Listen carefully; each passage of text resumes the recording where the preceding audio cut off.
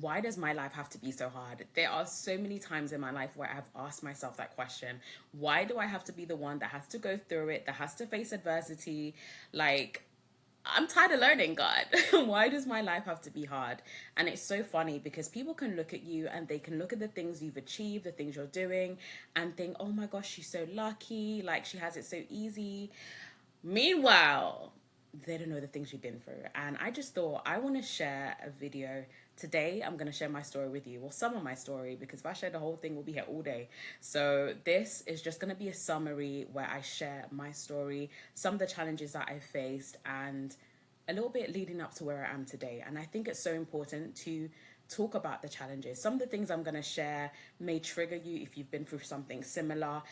If you know me, it may surprise you if you didn't know any of this about me. So let's, before we get into it, sit down, have your tea, your coffee, whatever you're drinking, your water, because we're going to get into it. If you're new to my channel, this is the Pearls and Perils, where I talk about life, relationships, finances, and everything in between.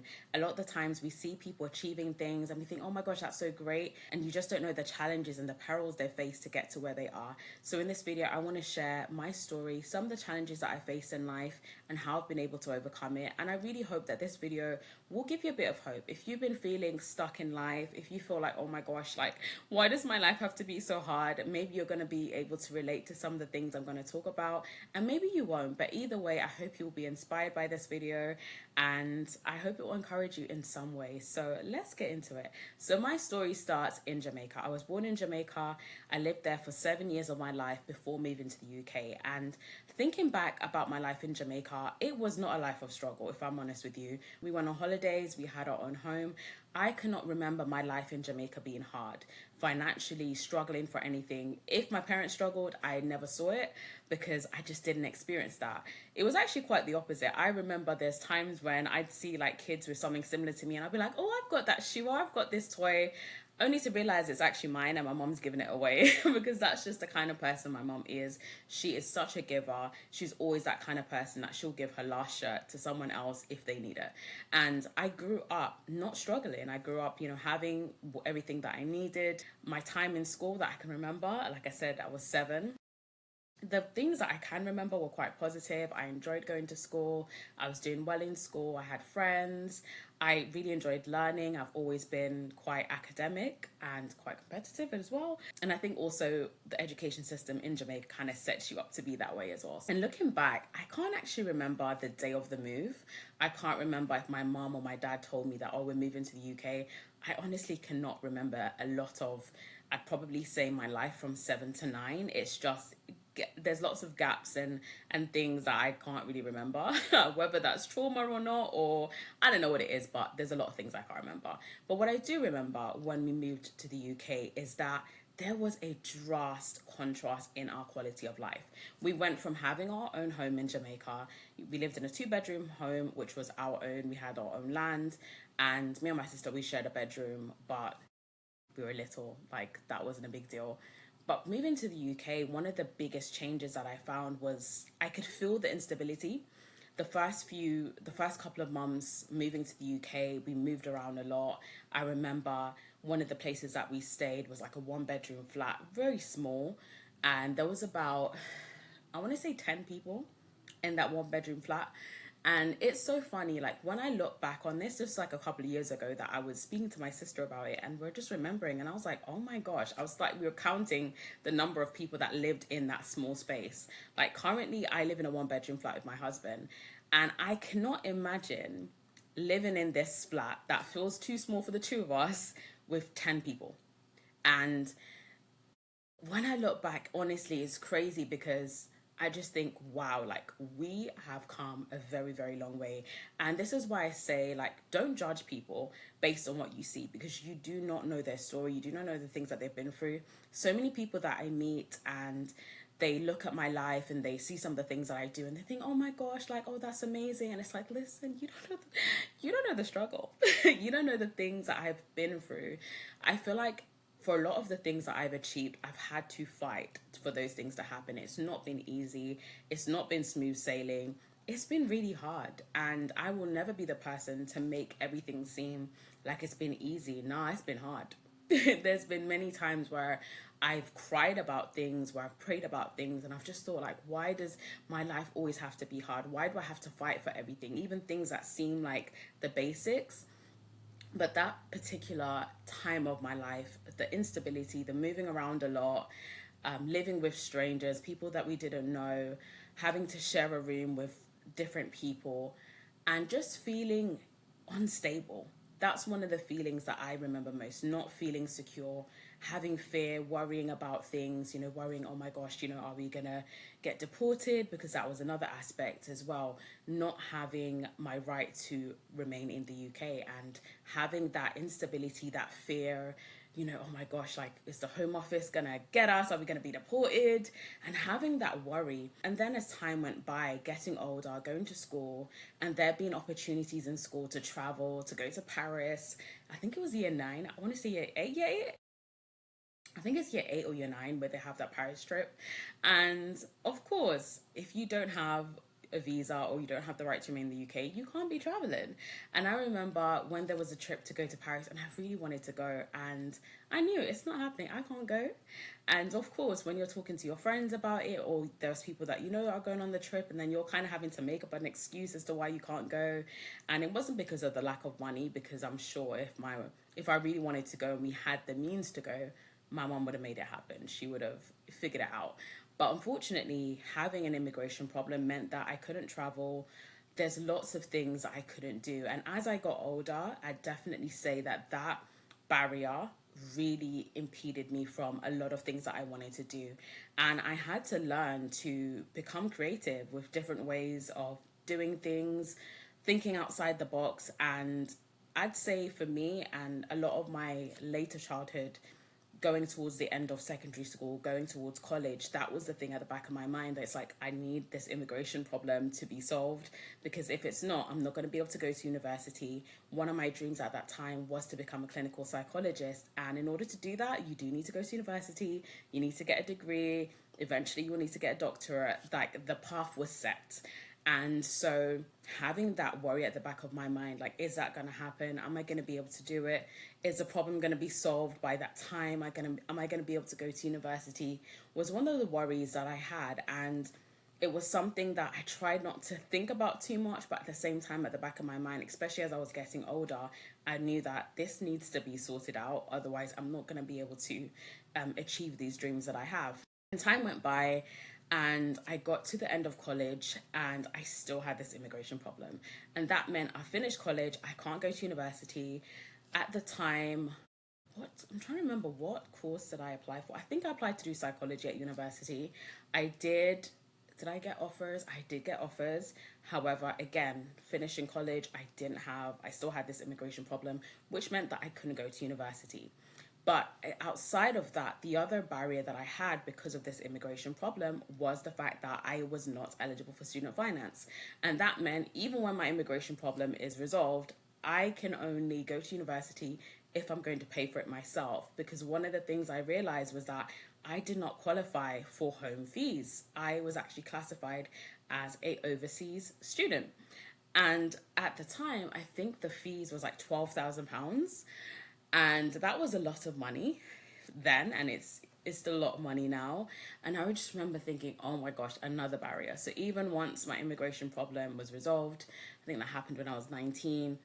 So I had to take a gap year because I had no choice but to do that. And within that time, I just worked on some other projects. I'd started working on a business idea that I had, just making myself busy with the things that I could do. And one thing that I would say, if you are going for a difficult situation, is do the best you can with what you have. In times where I couldn't go to university, I couldn't pursue higher education in the way that I wanted to, instead of me being depressed and sad about it, I just thought, let me just do the best that I can with what I have. And in that, I worked on a business idea that I had. I worked on different skills that I had. And I just kept myself busy doing different things. And I didn't allow that to stop me from dreaming, from living. And it was hard, of course, but I just made myself busy with other things.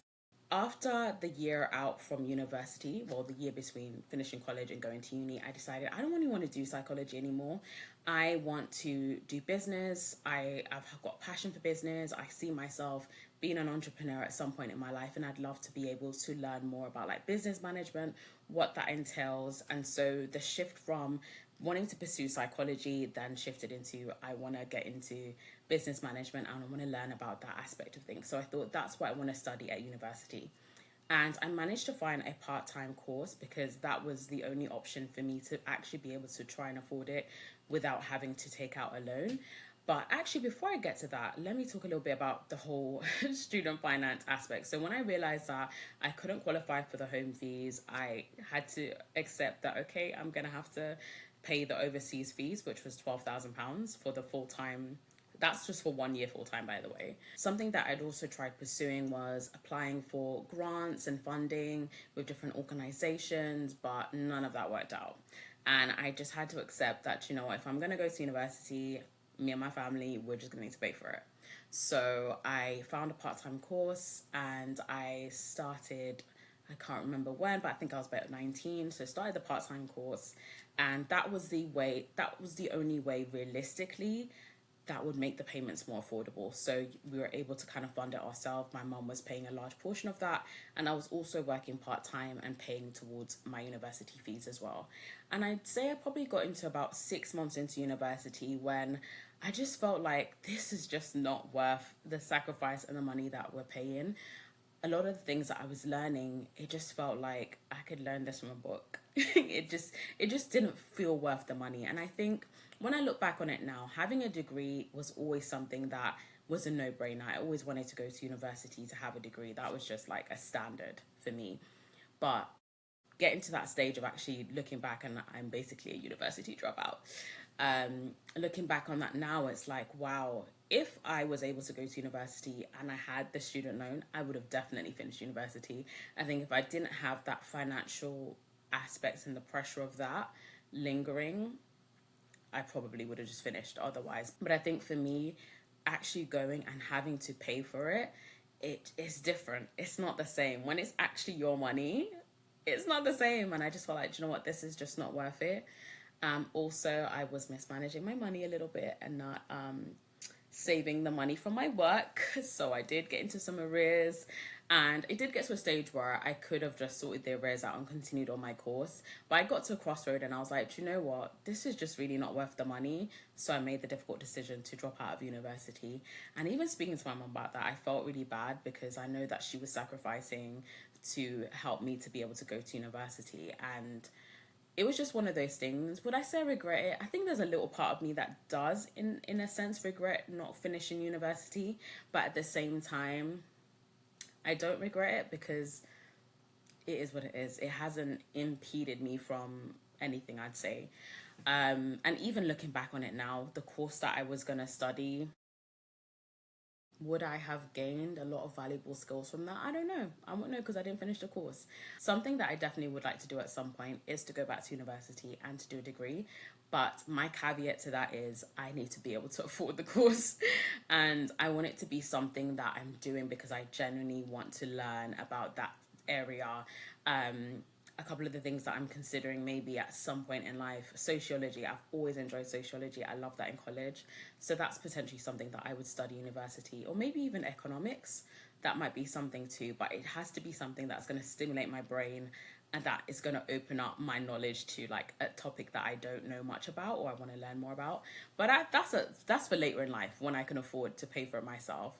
And one positive I would say, looking on the positive side of not having any student finance, is the fact that I don't have to pay any student finance back right now. So whenever I get paid, the money is mine after my national insurance, my pension contributions, my income tax. There's no student finance coming out of my pay. So that's one positive. But I would say that that was a really difficult time for me, and having to come to that decision to drop out of university. So that sucked. But we're here now. I made a few notes so I can kind of stay on track. Let me see how many minutes I'm on. Oh, this is going to be a long video. We're already on 15 minutes. After dropping out of college, I decided to just throw myself full force into building on my career. At the time, whilst I was in university, I was working part-time. I was working as a dental receptionist. But then once I dropped out of university, I decided, okay, I'm just going to kind of stay in dental, see where I can build and grow to. I want to look to get into management. and I started looking at different management roles. I didn't have much management experience, but having looked at the managers I had, I thought if they can do the job, I can do the job too. And so one thing that I'd say is that I definitely had the confidence in myself. Even when I didn't have the experience, my attitude to life was, I'm just going to try it. If I fail, I fail. It's not the end of the world. And so I started applying for management roles, and eventually I got my first management role. That is for a whole other video because having that role taught me a lot of lessons. One, always negotiate and always get everything in writing, because the salary that I was offered and what I was told, after your probation, your salary is going to increase, and actually looking at what they increased my salary to, crazy. Yeah, so lessons learned from that. But once I got my first management role, it definitely made it a lot easier for me to pivot and to move on to other higher paying roles and slowly build my career within the dental field. Fast forward to 2020 and deciding that, yeah, I need a career change. I want to get out of dentistry. It's just not worth it. It's not worth the stress, the hassle. And I think, unfortunately, looking back at, and I think this is why it's so good to have friends that you talk to about finances and having friends that work in different industries. Because one of the things I realized was that for the level of work that I was doing, the responsibilities that I had, what I was being paid was just not worth it. I was being paid a pretty mediocre salary for a really challenging position, and yeah, it just wasn't worth it. And the stress, yeah, definitely wasn't worth it. And so I decided to kind of pivot in my career.